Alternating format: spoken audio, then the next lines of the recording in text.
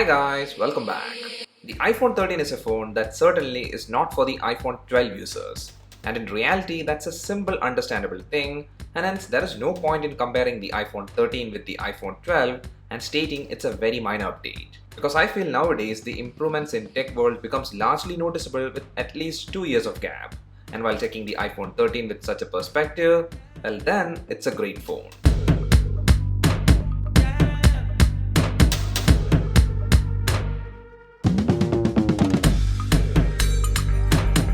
Almost every side is to an extent thought out and executed neatly, and that's the reason why I like the iPhone 13. And here the major hype is given to the camera system, and for the price this phone is selling, I'll rate the camera package in the iPhone 13 as the best for the segment. It's a great camera system.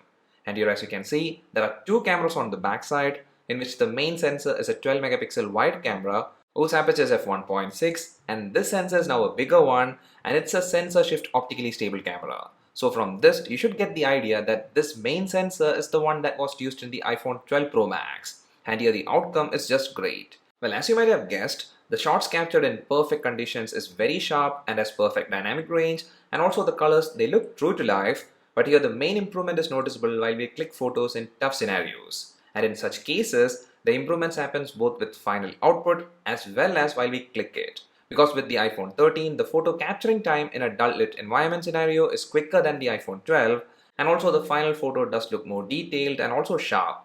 The images are not over brightened, but instead it's maintaining that real life effect, and here we can even zoom into the final photo without losing quality because the details are to an extent retained. And this to me felt to be the biggest upgrade. But here please do keep in mind that this is mainly applicable while we compare stuff with older devices like the iPhone 11 or below. But that said, the ultrawide camera is an actual upgrade even in comparison to the iPhone 12. And that upgrade part was again noticed in tough scenarios. The ultrawide camera is a 12 megapixel camera which has an aperture of f2.4 and it has 120 degree field of view. And you're in a perfect condition, there isn't much to hype about, but when a photo is clicked in a darker scenario, well then this camera retains more details. And here also the photo is not brightened too much, which actually makes the photo look more natural. So that's the photo capturing situation, and these back cameras are actually very solid. Well, here the telephoto camera omission felt to be a missing factor at times, but still that's the Apple thing with their non-Pro series phones. And now let's talk about the video capturing capability of this phone. And that's where I always have to give credits to Apple. Let it be an iPhone 11 or 12 or even this 13, they're all great for video recording.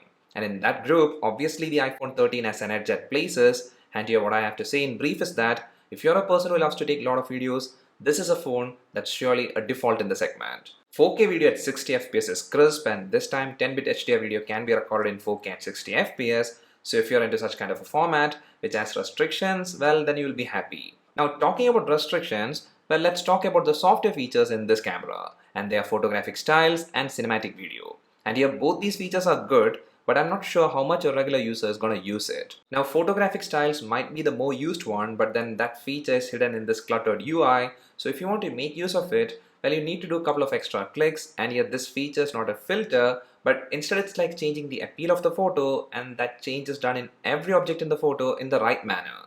Well, consider this feature as an option for you to change the style of the photo if you're not into Apple's default photo style. So it's like you can capture a photo having resemblance to Samsung's photo style or Google style. So this one has more use case scenario, but with cinematic video, it's a different story. This video feature does work well in proper lit conditions, but there are a couple of things to note. Firstly, the cinematic videos captured is in Dolby Vision HDR format. Then secondly, it's recorded in 1080p at 30 FPS. So there is some restriction in the format, and here what this feature does is rack focusing, which is shifting the focus from one object to other in a smooth manner. And here this does work great considering this being a phone, but will you be using this feature a lot?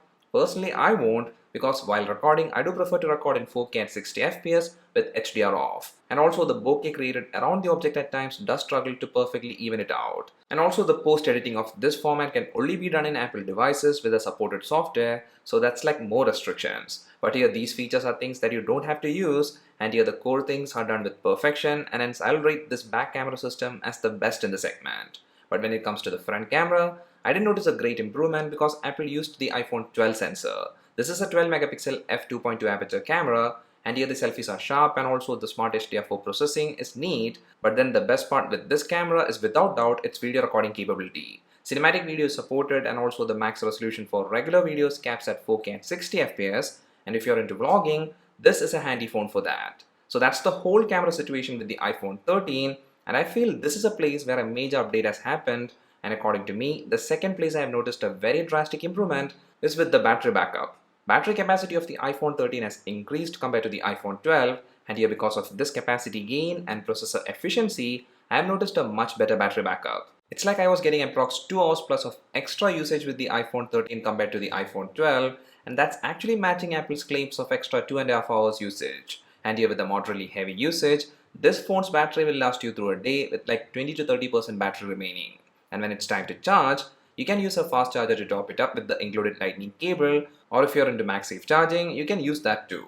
So that's about the battery. And now if we check the display, well, this is the first time Apple has reduced the notch size. But with day-to-day usage, I've barely noticed the difference in terms of functionality because Apple didn't make use of the extra space. It's still showing only the old info that's showcased, which is a letdown. And also in the beginning there was issues with Instagram scaling, but now it's fixed. But then here the actual display panel is an excellent quality one, and that's the strength of this display. It's a 6.1-inch OLED panel with a resolution of 2532 by 1170 pixels, and here this panel does have HDR support along with True Tone support. And from a quality perspective, I barely have anything to complain. Viewing angles are great, and here there wasn't any tint effects, and also the colors, they do stay very sharp. Now compared to the iPhone 11, this panel has a bit more warmer tone, but that was the same with the iPhone 12, and till now this display didn't give me any issues. In fact, since all the iPhones launched before the iPhone 13 series was having the 60Hz refresh rate is kind of a plus point for this phone, because here since this phone doesn't get the 120Hz refresh rate like the 13 Pro series, well, it was not a concerning factor. And that's when you're not comparing the iPhone 13 with the 13 Pro. And when you do that, well, even though there is just 60Hz refresh rate for the iPhone 13, scrolls and swipes are very smooth. And that's the Apple thing. And here as an upgrade, the slightly higher peak brightness with standard content was noticeable, and that's always a welcome thing. And to support this display, the dual speaker system in the iPhone 13 is a solid one, hence the loudspeaker output is very enjoyable. And similarly for calls, even though the earpiece was pushed to the top corner, the quality is not compromised, and hence you'll enjoy calls with this phone. And that's because the network reception was great, and compared to the iPhone 11 or below, even if you don't check the 5G part, the network reception is much better. And now to an area which has received the usual upgrade, and it's not something to hype about, is the processor part. Well, it's without doubt a very great update, but then with iPhones, there is usually no speed concerns. And that's the reason I'm not stressing it much. But for the specs, the processor used in the iPhone 13 is Apple's A15 Bionic chip, and RAM is 4GB. And with this combo, your day-to-day usage is going to be totally concern-free. Let it be heavy or light task, this phone will handle it without any issues. I mean, even the heat generated under heavy load was also less. And therefore, from the performance side, as always, I was very impressed. And a key thing to note is that if you're upgrading from an iPhone 11, you'll notice the phone being more snappy. And also, since we are in the internal side, Apple finally did a meaningful thing, which is they increased the base storage to 128GB, and hence the storage options right now for the iPhone 13 is 120GB, 256GB, or 512GB. And with this upgrade, Apple still kept the base variant's pricing same like last year, which means the starting price for the iPhone 13 in India is 79,900 Indian rupees. Now to an area where the iPhone 13 didn't change at all compared to the iPhone 12 is with the design and the materials used. The camera positions shifted, and also the buttons are now a bit lower, but these are not real design changes. In fact, even the iPhone 13 being a very slightly thicker than the iPhone 12 was not that noticeable. And about the weight gain, well, I liked it because now this design feels more sturdy in hand. But still here the core design has remained this flat styled aluminum frame with glass sandwich in the front and back. And that's not a bad thing because this design is even now looking modern. And if you're using the phone with a case, this is a better design than the curved iPhone design. And here the iPhone 13 still retains the IP68 rating of the iPhone 12.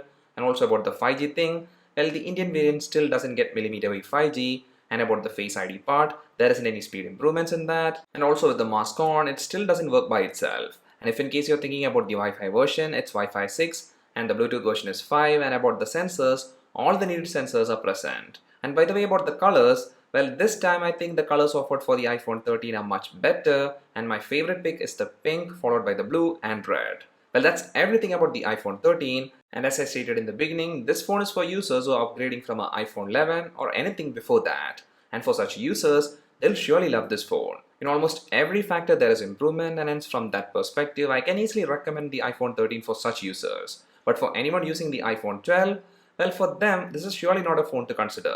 And also for everyone who is doubtful whether they should get the iPhone 12 or the iPhone 13, I'll without doubt recommend to get the iPhone 13 by spending the extra, because even if it's a 10,000 to 15,000 Indian rupees difference between the iPhone 12 and 13, it's actually worth spending that extra. That's all for this video, guys. Hope you liked it. If so, a like is much appreciated, and also please don't forget to subscribe to the channel because you won't miss our future contents and it does help our channel a lot. See you again in the next one. Till then, bye.